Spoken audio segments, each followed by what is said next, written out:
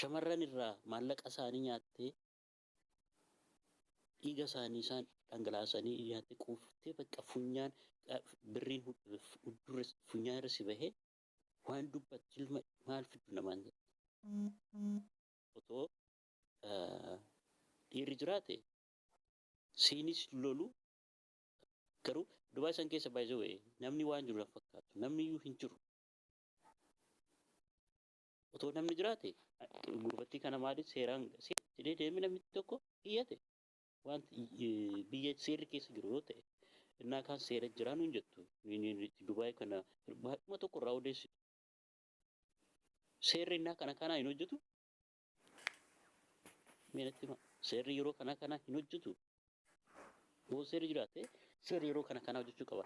Namni tokko nama ajjeese jedhamee shakkame yoo akkanatti gadi ba'ee bagana ajjeese maal fidde siin jedhu namaa miti kanatti jiru jechaadha.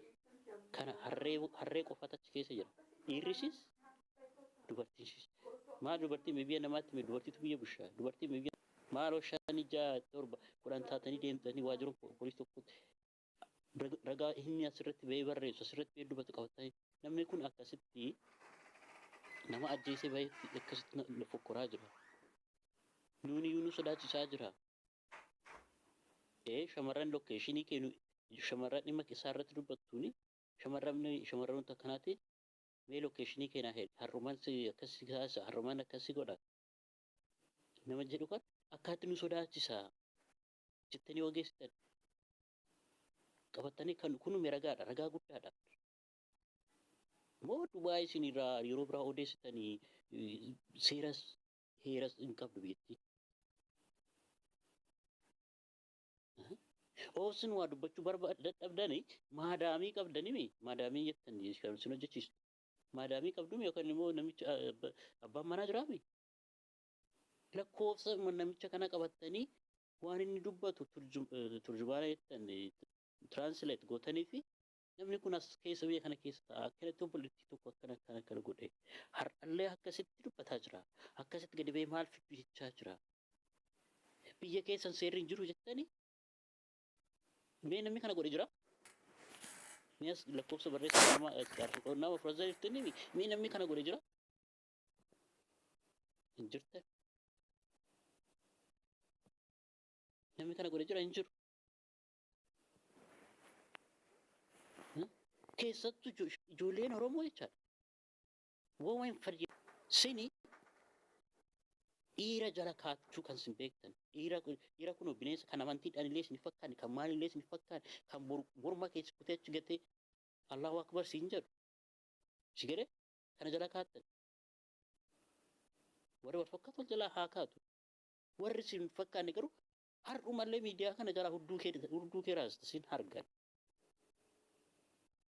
Isaan gaafa kiyyoo keessa galchuu barbaadan guyyaa guutuu si jala oolu asuma ta'anii.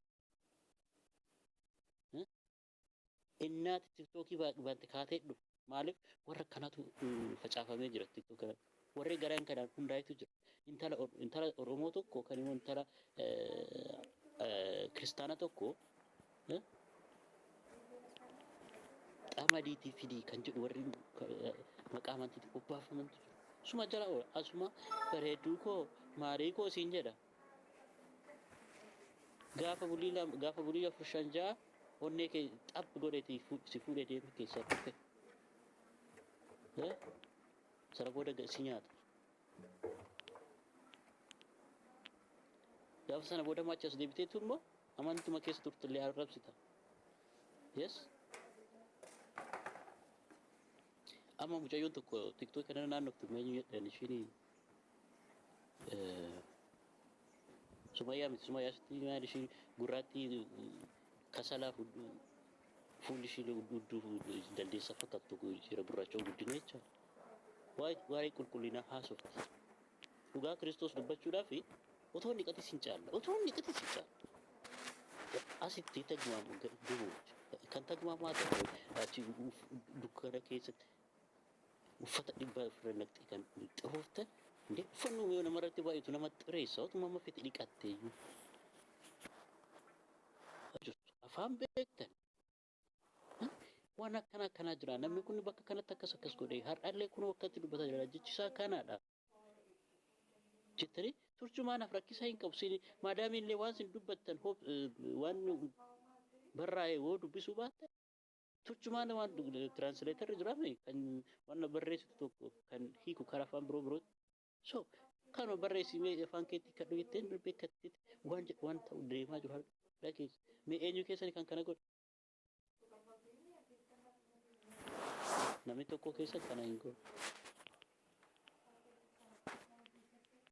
maaliif kuni tokko mataa keerraa borusuma gaha warri immoo isaan jala ooltan isaan jala utaalaa ooltani dhumti keessan kana qalee si darbatee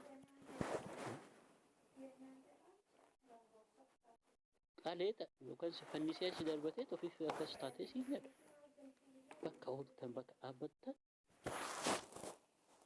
ilaalladha filadha sinidhaa miti haadha keetii tosuu biyya baatee metoo sumuuniidhaan inni tokko bitiin kan dhiiraaf sinii miti dhiiraaf kan mana ijaarsa dhiiraaf kan baajaajii bittan sinii miti maal kun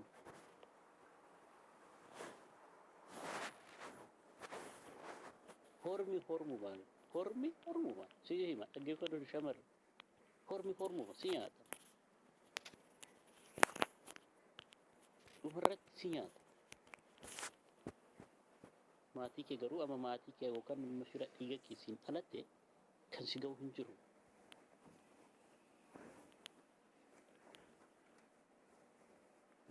intala kana gaafa ishiin amantii ishii jirseenii kan ofii fidanii gara bittii godhatanii waggaa meeqa guutuu akka odeeffannoo qabnu waggaa 3 waggaa 4 guutuu sagalee ishii balleessanii itti fayyadamaa turan booda gaafa ishiin duutu amantii kaleessa irratti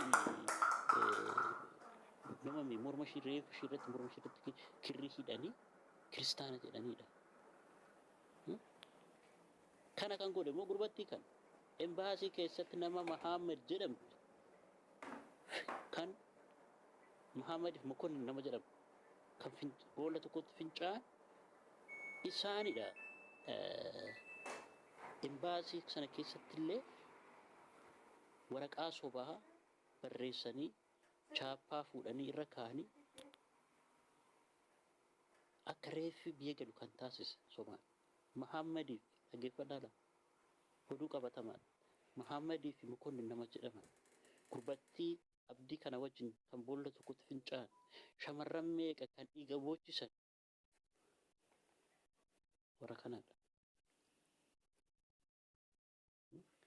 Otoo nama taatanii shamarran amma asirraa okay warri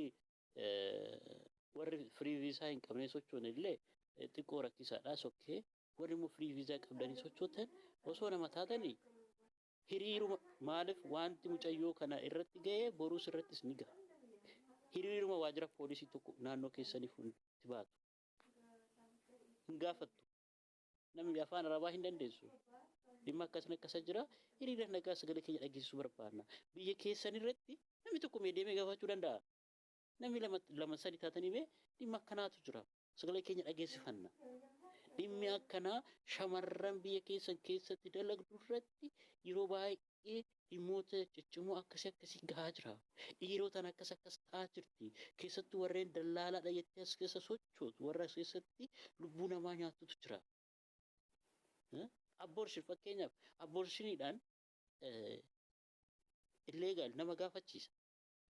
Akkana gochaa jiru. Kanaafuu sagalee keenya dhageessifna jettanii adda baay'eetti waajjiruun poolisii yookaan waajjiruun poolisii tokko fuulduratti sagalee keessan dhageessuu dandeessan. Maali yeroo biroo yeroo hiriira siyaasaatii fi darsaa ta'anii baatumi. Dhimma keessan irratti otoo warreen akkanatti nama nyaattu kuni si'a tokko adabamte ishiin kanillee jalaa baratti sinirra hin geessu. Maallaqa sinirraa kan nyaatan dhageenya. Waa meeqa kan sin godhan sin dhageenya. Dirqisanii kan sin gudeedan hin dhageenya. Miti?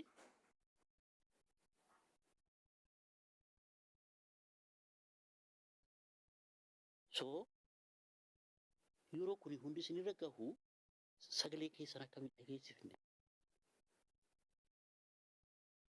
Maal na dhibe jettanii maal na dhibee ishiin sus maal na dhibeetti ishiin sus maal na dhibeetti ishirra hin geenye. Ishirra hin geenye maal na dhibeetti.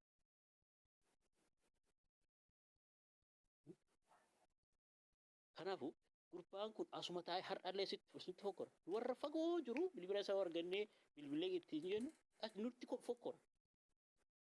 Ayii fageenyatti hammaatu kan akkanaa silaa ishiidhaan loluus hin dhaqnu. Kallattuma kunumaan barbaachisu.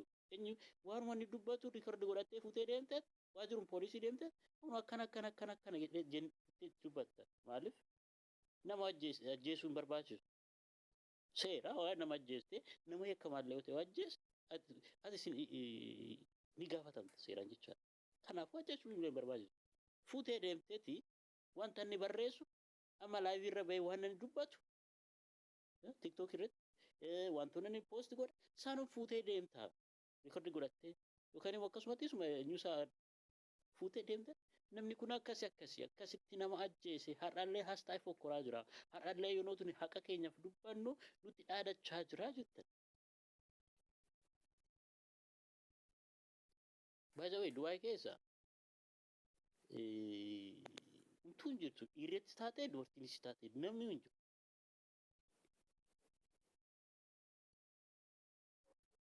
Argineerra duratti yoo hin haasofta waa'ee Dubaay suuqa sana keessanii yoo